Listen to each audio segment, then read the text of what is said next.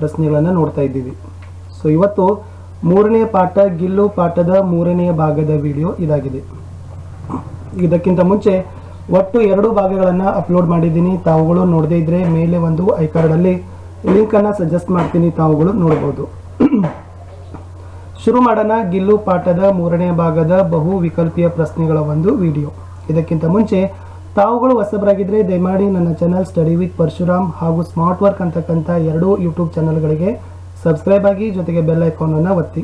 ಬರೀ ಹಿಂದಿ ಅಲ್ಲ, ವಿಜ್ಞಾನ, ಸಮಾಜ ವಿಜ್ಞಾನ, ಕನ್ನಡ, ಇಂಗ್ಲಿಷ್ ಮತ್ತು ಗಣಿತಕ್ಕೂ ಕೂಡ ನಾವೇನು ಮಾಡ್ತಾ ಇದ್ದೀವಿ, ಮಲ್ಟಿಪಲ್ ಚಾಯ್ಸ್ ಕ್ವಶನ್ಸ್ ವಿಡಿಯೋಸ್ಗಳನ್ನು ಹಾಕ್ತಾ ಇದ್ದೀವಿ. ಭಾಳಷ್ಟು ಉಪಯುಕ್ತವಾಗಿರ್ತಕ್ಕಂಥ ವಿಡಿಯೋಗಳಿದ್ದಾವೆ. ಸೊ ಇವುಗಳ ವಿಷಯಗಳ ಪ್ಲೇಲಿಸ್ಟ್ಗಳ ಲಿಂಕನ್ನು ಈ ವಿಡಿಯೋದ ಡಿಸ್ಕ್ರಿಪ್ಷನ್ ಬಾಕ್ಸ್ನಲ್ಲಿ ಹಾಕಿರ್ತೀನಿ.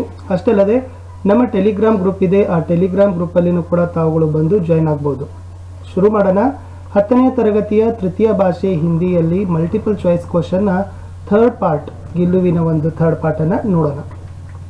ಪ್ರಶ್ನೆ ಹೇ, ಹಂಸ ಸಫೇದ ಕೌವಾ ಡ್ಯಾಶ್. ನೋಡಿ ಇಲ್ಲಿ ಹಂಸ ಸಫೇದ್ ಅಂತ ಕೊಟ್ಟಿದ್ದಾರೆ. ಹಂಸ ಪಕ್ಷಿಯ ಬಣ್ಣ ಸಫೇದ ಬಣ್ಣ ಇದೆ. ಹಾಗಾದರೆ ಕೌವಾ ಇದರ ಬಣ್ಣ ಯಾವುದು? ಆಯ್ಕೆ 1 ಪೀಲಾ, ಆಯ್ಕೆ 2 ನೀಲ, ಆಯ್ಕೆ 3 ಕಾಲ, ಆಯ್ಕೆ ಡಿ ಲಾಲ್. ಸೊ ತಮ್ಮೆಲ್ಲರಿಗೂ ಗೊತ್ತಿದ್ದಂಗೆ ಸೊ ಕಾಗೆ ಬಣ್ಣ ಯಾವುದಾಗಿರ್ತದಪ್ಪ ಅಂದ್ರೆ ಆಪ್ಷನ್ ನಂಬರ್ ಸಿ ಕಾಲ.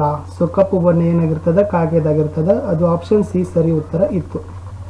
ನೆಕ್ಸ್ಟ್ ಕ್ವಶನ್, ಮಹಾದೇವಿ ವರ್ಮಾಜಿ ಕಾ ಜನ್ಮಸ್ಥಾನ ಹೇ. ಹಾಗಾದ್ರೆ ಮಹಾದೇವಿ ವರ್ಮಾಜಿ ಅವರ ಜನ್ಮಸ್ಥಾನ ಯಾವುದು ನೋಡುವ. ಆಯ್ಕೆ 1 A Shafipur, B Farrukhabad, C Lamahi, D Varanasi. So Mahadevi Varma ji का जन्म स्थान की सही उत्तर था कि बी फरूखाबाद. सो महादेवी वर्माजी ಅವರ ಜನ್ಮಸ್ಥಾನ ಆಯ್ಕೆ ಬಿ ಫರೂಖಾಬಾದ್ ಅಂತಕ್ಕಂಥದ್ದು ಸರಿಯಾದ ಉತ್ತರ ಆಗಿತ್ತು. ಮುಂದಿನ ಪ್ರಶ್ನೆ ಸಂಖ್ಯೆ 43. ಲೇಖಿಕಾ ಕೋ ಗಿಲಹರಿ ಈ ಸ್ಥಿತಿ ಮೇ ದಿಖಾಯಿ ಪಡಿ. ಲೇಖಕಿಯರಿಗೆ ಗಿಲಹರಿ ಯಾವ ಸ್ಥಿತಿಯಲ್ಲಿ ಅವರಿಗೆ ಕಾಣಸಿಕ್ಕಿತು ನೋಡೋಣ. ಎಸ್ ಎ ಚಾಲಾಕ್, ಬಿ ನಿಶ್ಚೇಷ್ಟ, सी निष्क्रिय या डी इनमें से कोई भी नहीं. सो ಲೇಖಕಿಯರಿಗೆ ಗಿಲಹರಿ ಅಂದರೆ ಅಳಿಲಿನ ಮರಿ. ಸೊ ಅದು ಎಸ್ ಆಯ್ಕೆ ಬಿ ನಿಶ್ಚೇಷ್ಟ ಸ್ಥಿತಿಯಲ್ಲಿ ಏನಾಯ್ತಪ್ಪ ಅಂತ ಅವ್ರಿಗೆ ಕಾಣ ಸಿಕ್ಕಿತು. ಸೊ ಬಿ ನಿಶ್ಚೇಷ್ಟ is the right answer. Next question, लेखिका का ध्यान आकर्षित करने के लिए ಗಿಲ್ಲು क्या करता था.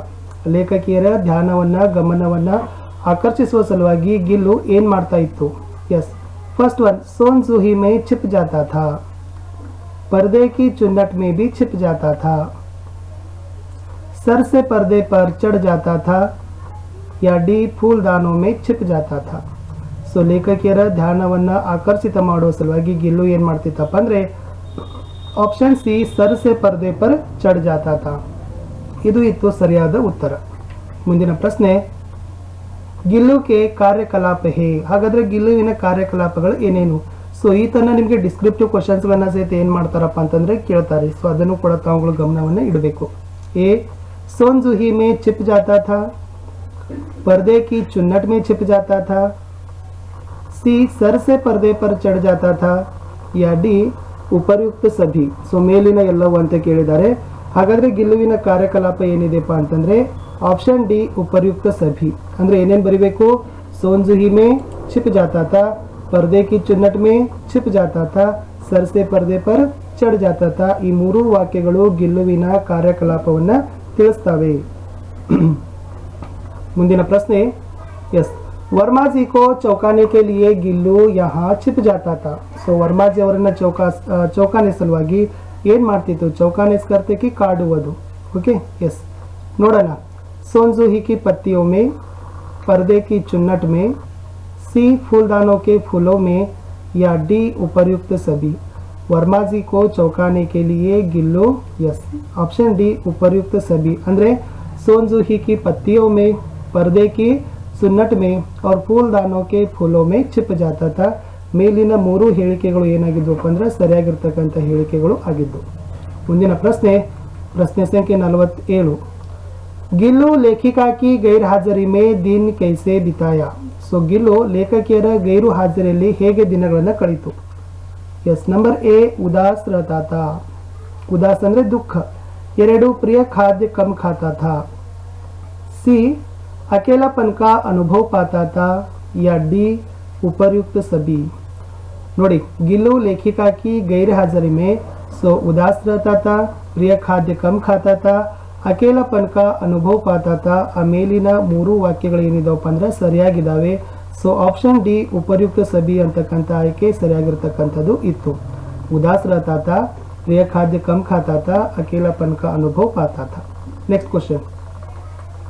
यस, लेखिका ने गिलहरी को क्या क्या सिखाया. ಹಾಗಾದ್ರೆ ಲೇಖಕಿಯರು ಗಿಲಹರಿಗೆ ಏನೇನು ಕಲಿಸಿದ್ರು ಅಂತ ಇದೆ. नंबर 1, ए लिफाफे में बंद रहना, बी चावल खाना, सी झुंड के नेता बना, या डी ಉಪಯುಕ್ತ ಸಭಿ. ಲಿಫಾಫೆ ಮೇ ಬಂದ್ ರಹನಾ ಅಂದ್ರೆ ಲಕೋಟೆಯಲ್ಲಿ ಕೂಡೋದು, ಚಾವಲ್ ಖಾನ ಅಂದ್ರೆ ಒಂದೊಂದು ಅನ್ನದಗಳನ್ನ ತಿನ್ನೋದು, ಝುಂಡ್ಕ ನೇತಾಬನ್ ಅಂದ್ರೆ ಹೊರಗಡೆ ಇರ್ತಕ್ಕಂಥ ಒಂದು ಗುಂಪಿನ ನಾಯಕನಾಯ್ತು. ಇದರ ಆಯ್ಕೆ ನಮಗೆ ಗೊತ್ತಾಗಿರ್ಬೋದು ಆಪ್ಷನ್ ಡಿ ಉಪಯುಕ್ತ ಸಭಿ. ಮೇಲಿನ ಎಲ್ಲ ಹೇಳಿಕೆಗಳು ಏನಿದಾವಪ್ಪ ಅಂದ್ರೆ ಸರಿ ಇದಾವೆ. ಲೇಖಕಿಯರು ಇಷ್ಟೆಲ್ಲ ಕೆಲಸ ಕಾರ್ಯಗಳನ್ನ ಗಿಲ್ಲುವಿಗೆ ಕಲಿಸಿದರು. ಮುಂದಿನ ಪ್ರಶ್ನೆ, ಗಿಲ್ಲು ಕೆ ಅಂತಿಮ ದಿನ ಲೇಖಿಕಾನೆ ಕಿಯೆ. ಹಾಗಾದ್ರೆ ಗಿಲ್ಲುವಿನ ಕಡೆ ದಿನ ಲೇಖಕಿಯರು ಏನ್ ಮಾಡ್ತಾರೆ.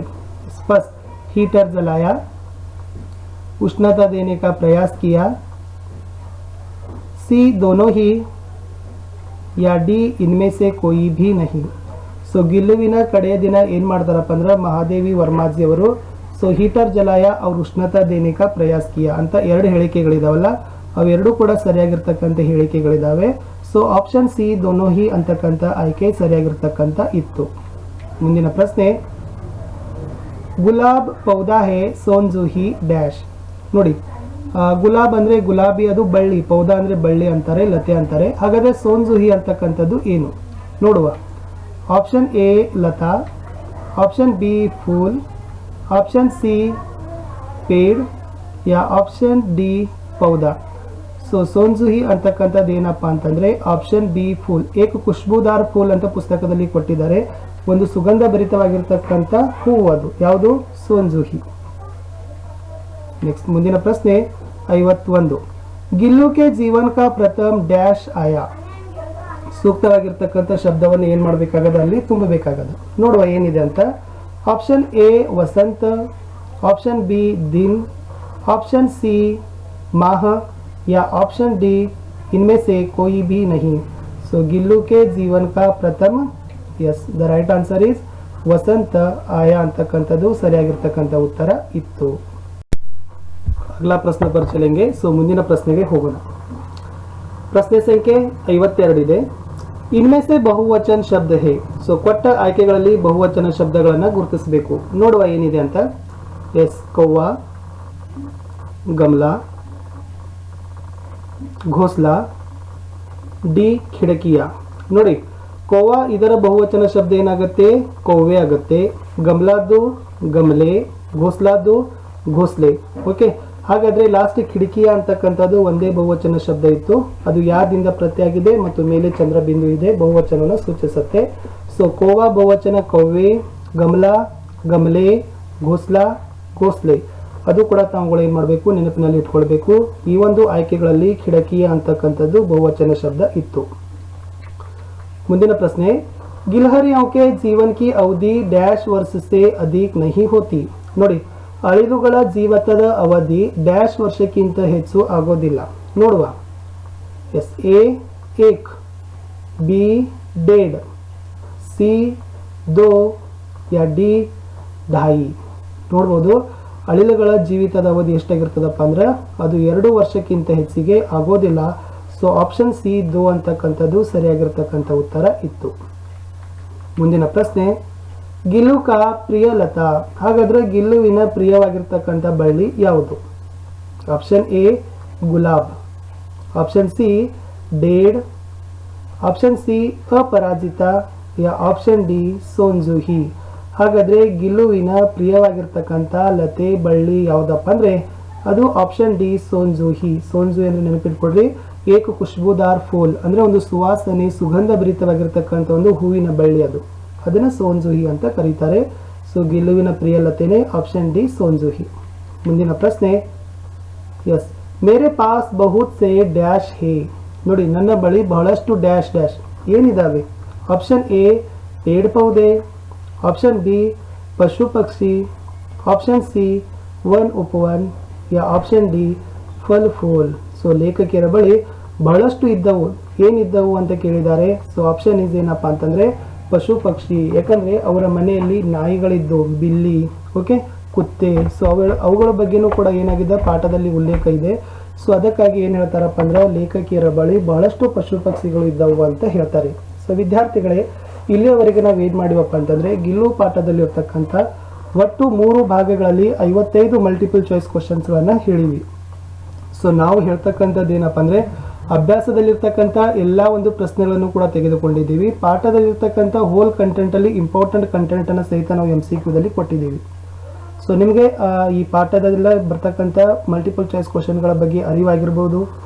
ನಿಮಗೆ ನಮ್ಮ ವಿಡಿಯೋಗಳಿಂದ ಅನುಕೂಲ ಆಗ್ತಾ ಇದೆ ಅಂತ ನಾವುಗಳು ಅನ್ಕೋತಾ ಇದ್ದೀವಿ. ಯಾಕಂದರೆ ಸೊ ನೀವುಗಳು ಹೆಚ್ಚು ಹೆಚ್ಚು ವಿಡಿಯೋಗಳನ್ನು ನೋಡಬೇಕು. ಯಾಕಂದ್ರೆ ಸುಮಾರು 1000 ವ್ಯೂಸ್ ಯಾವ ಒಂದು ವಿಡಿಯೋದಾಗತ್ತಲ್ಲ ಅದರದ್ದು ನೆಕ್ಸ್ಟ್ ಪಾರ್ಟನ್ನು ಬೇಗನೆ ಅಪ್ಲೋಡನ್ನು ಮಾಡ್ತಾರೆ.